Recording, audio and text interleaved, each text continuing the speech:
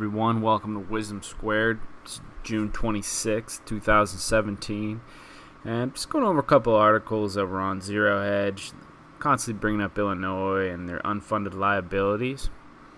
One of the recent articles, they talked about how Illinois hasn't passed a budget in 700 days. So why do they do that? Why would you continue to go on, especially when you have a ton of unfunded liabilities? You're bleeding out, having to make all these payments.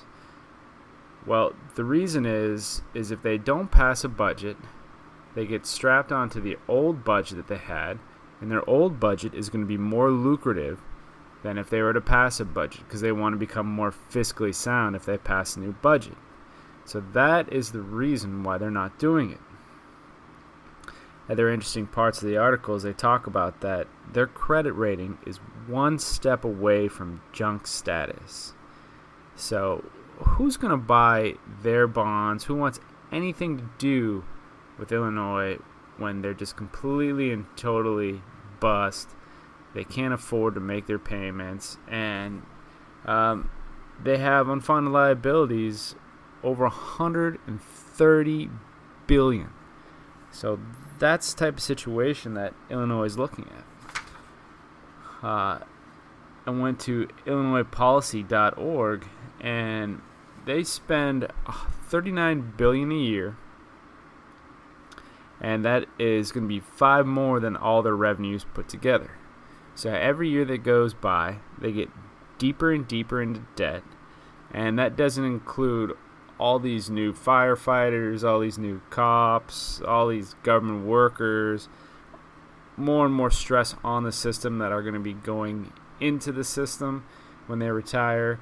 You couple that with the fact that people are living longer, and it's just this massive burden that's being placed on the state that has just grown out of control with all of its government employees.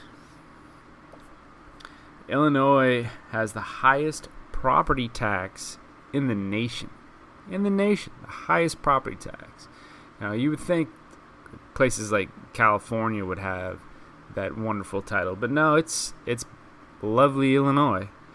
And the people there have total taxes are 5th in the nation. So crazy, obscene amount of taxes that they have for it.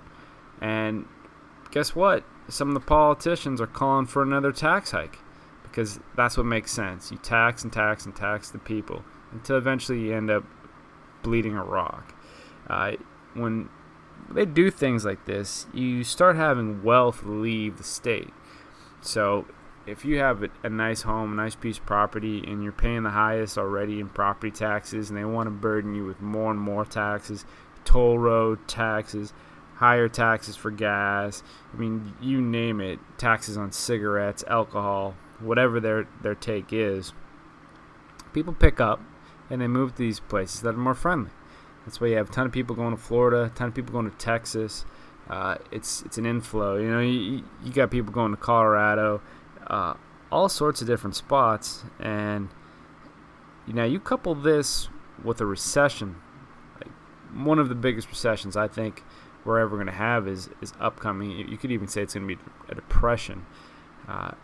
And then what's going to happen? You're going to have people that aren't making money, that can't afford their house anymore, that have lost their job, that aren't going out and spending money on gas, cigarettes, you name it, and they're going to go bankruptcy. And they're on the path right now to be the first state to go bankrupt since the Great Depression. So it's going to be really interesting how they try to get out of this pocket of problems that they've had. For a while, if you won the lottery there, you couldn't collect. So why would you even begin to play the lottery? Not to mention, that's another massive tax on the poor, but that's besides the point. Anyways, obscene amount of unfunded liabilities, government expansion that's gone out of control, and the crushing debt that's going to be coming down on Illinois is really going to be the canary in the coal mine. To see what happens in these upcoming months and possible year or so. What's going to happen to Illinois and what's going to happen to these other states. Anyways, thank you very much.